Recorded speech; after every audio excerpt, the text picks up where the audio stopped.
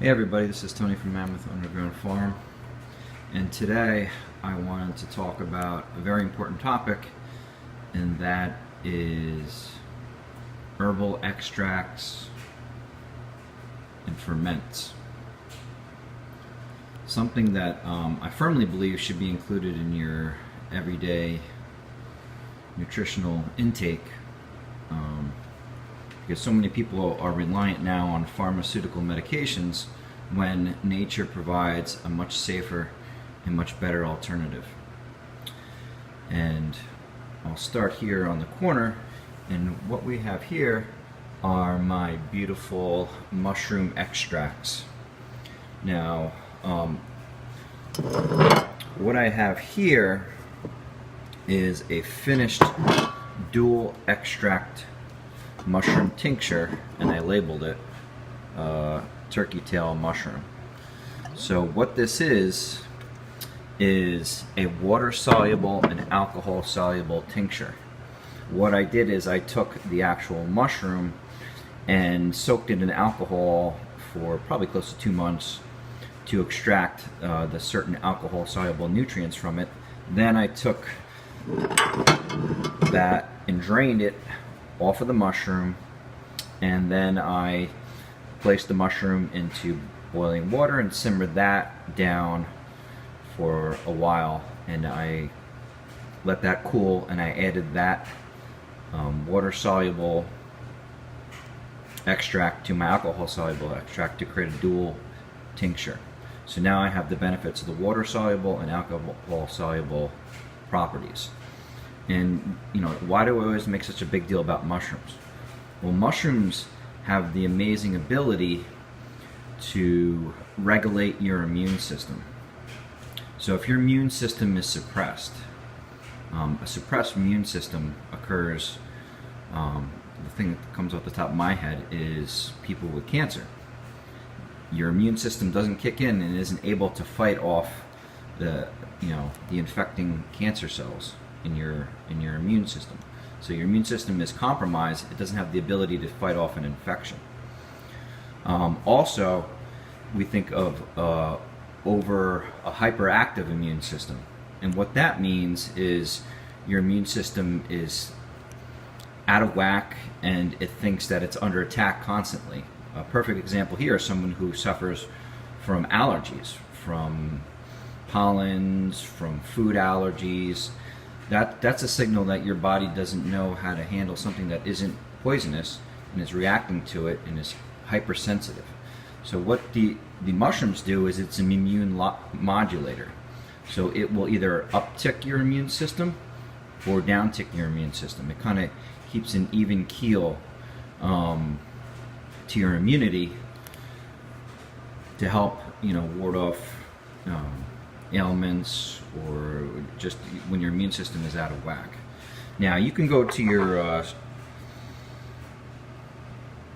local health stores and buy these extracts, but usually they don't do a dual extract. Like this astragalus extract is it's not alcohol, it's just it was a water-based extract, and you pay a premium for it. Also, mine are wild harvested and local. So I also have an extract here. This is still in the alcohol solution, still has the material in it. This is a reishi mushroom extract that's still in an alcohol solution, and that's what it looks like. And then I have over here are my other herb extracts. So same process here. This is actually white willow bark, so aspirin. So typically you want the alcohol solution above the extract material, but once the extract is in there for long enough, it's preservation. This is how our ancestors preserved food, through alcohol and salt, and this is how they kept food good for a long time. And actually I read a study where they actually dug up some archaeological artifacts of some herbal tinctures, and they found that they were 99% effective all these years. So that's the ability, it has the ability to drain the nutrients out of the medium and hold it for indefinite periods of time, and at the same time keeping it, safe, edible, and nutritious. So this murky material is actually Japanese knotweed. If I'm actually going out in the woods, I'll take this extract, or if I get any type of tick bites, I'll take this. It's high in resveratrol. A lot of people, it's a great remedy for people who have Lyme's disease. And some of these are just some tinctures I made a while ago, but they're still beneficial. I'll take them in small dosages when need be. And then over here I have my food ferments. So this is actually a honey tincture, a honey ferment. I wouldn't call it a tincture. So what I did is I just took some local organic cranberries, and I filled this medium above the cranberries with honey. So the honey actually acted as the fermentation agent. raw local honey.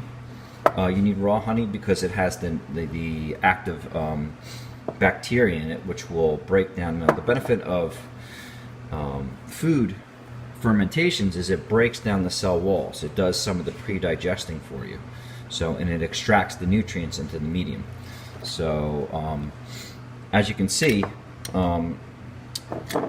these cranberries, they've been sitting in the honey for a very long time, and even though they're above the honey line, there's no mold or nothing on them, because they've been in contact with the honey long enough where they're kind of self-preserved. Now, will they stay good forever? I don't know. They really should be under the honey, but I eat them frequently, so there's no need there to worry about them going bad. And it's very obvious when something goes bad. You see mold on it. Very simple. Over here is, I made a different type of ferment, and this is my vitamin, my flu shot bomb. And in here I just have a mixture of different fruits and veggies and spices, and I actually put apple cider vinegar. So the apple cider vinegar is acting as the medium extracting the nutrients from the fruits, the vegetables, and the herbs. And it's what I'm going to do is I'm going to filter the liquid, add a little bit of honey, and then I'll have my little flu shots that I can take on a daily basis. I'll probably put that into 8 or 10 ounces of water, or I'll add some honey to it and just have like a little shot of it. And what I have here, and you can see I haven't had this in a while, but this is actually fermented coconut. So I just put coconut with some salt, and I think I put a little sugar in here, and I preserved it. And as you can see, I've been a little lazy here, and I haven't kept it above the liquid. So a lot of times I just use the liquid in ferments and add them to certain things, like any foods like yogurts or protein shakes or stuff like that, to get the added probiotic effect. And as you can see, it's well preserved, and I think this coconut matter is probably close to a year old, and there's no mold on it. And here are just some other ferments that I have. I made some really delicious kimchi, which I've been eating. These are my Jerusalem artichokes that my daughter loves. They're very crunchy, almost like a pickle consistency. So these are made in salt brines, saltwater brines. So what that does is it breaks down the cell walls, it extracts the nutrients, and at the same time it's a lacto fermentation. The probiotic, lacto, everything that is living has bacteria living on it. So what happens in this case is the lactobacillus bacteria overcompete, and the salt kills off the bad bacteria, and the lacto fermentation occurs, and lactobacillus survives, and you have a permanent ferment. And this stuff will stay good for a very, very long time. Case in point, I have a pickle ferment that I've kind of neglected for a very long time. What I do here is I use a little bit of this liquid when I make salad dressing. So now I have a probiotic salad dressing. And my last ferment here is actually water kefir. So what I do inside here are, at the bottom are these little tiny, like crystal-like granules. And what they do is I put them in a sugar water solution. I take some sugar, I use organic cane sugar, and then I use coconut sugar, and I put it into warmer boiling water, just to break down the sugar a little bit. Let that cool down, and then I add my water kefir grains. And what they do is they eat the sugars, that's what they live off of, and they make a fermented beverage for me. So I like to have this very medicinally, so I let them sit in this solution for a very, very long time, and it breaks down the sugar completely, and it gives it like an apple cider vinegar taste. And I'll add a tablespoon or so into my water to give it a probiotic kick. And making ferments is really simple. You know, today I'm going to make a sauerkraut type ferment. All you do is you get whatever veggies you have lying around. So I have some green onions, some pepper. I bet a lot of people don't know what this is. This is fresh turmeric, ginger. I have some carrots, and I have some organic cabbage. And all I'm going to do is shred it up, put it into a jar like this, and then add a saltwater brine. In a container like this, I usually do about 3 tablespoons of salt. That tends to be my, you do it to taste. That 3 tablespoons per this is usually a salt ratio that I enjoy. And I just use a little cheap grater and grate, whatever consistency I want of the vegetables into a matter. And then what you do is you put that in a big bowl, and then at that point you add the salt, and then the salt will extract a lot of water from the vegetables, especially the cabbage, and then you will have a soupy mixture, and then you just press that into a jar, a mason jar. And then if you don't have enough liquid above, the thing is when it's first fermenting, you want the liquid to be above the medium. So I'll use an exterior cabbage leaf and put it on the top to make sure that all the vegetable matter is below the surface of the water. And I'll let that go for I like to let it go a long time. So I'll probably leave it out for about a month or so. And then at that time, it's done completely breaking down the cell walls of all the vegetables, extracted all the nutrients. The probiotics have had a time to culture. And then I will take this and move it into my fridge. And then actually, what you can also do is, I have these high quality probiotics. You always keep your probiotics in the freezer. Now, a lot of people take probiotics. I'll just take a probiotic pill. But think about it.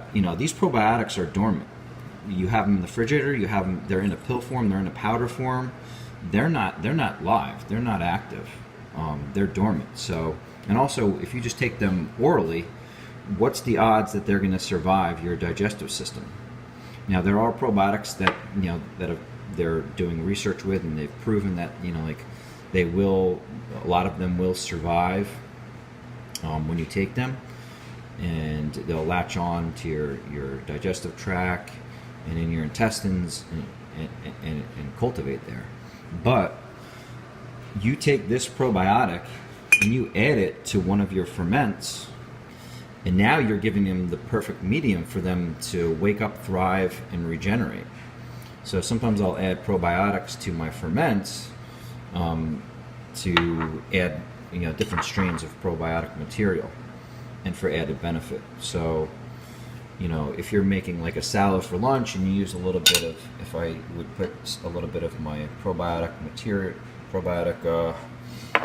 fermented pickle juice as a vinegar source, maybe I'll sprinkle, you know, a capsule of probiotics into the salad dressing before I apply it to my salad, and or actually better yet, make the salad dressing the night before, leave it out on your countertop, and add the probiotic. Give it a day or two or however long, the salad dressing is not going to go bad, to inoculate and to for these probiotic material to wake up and to reproduce.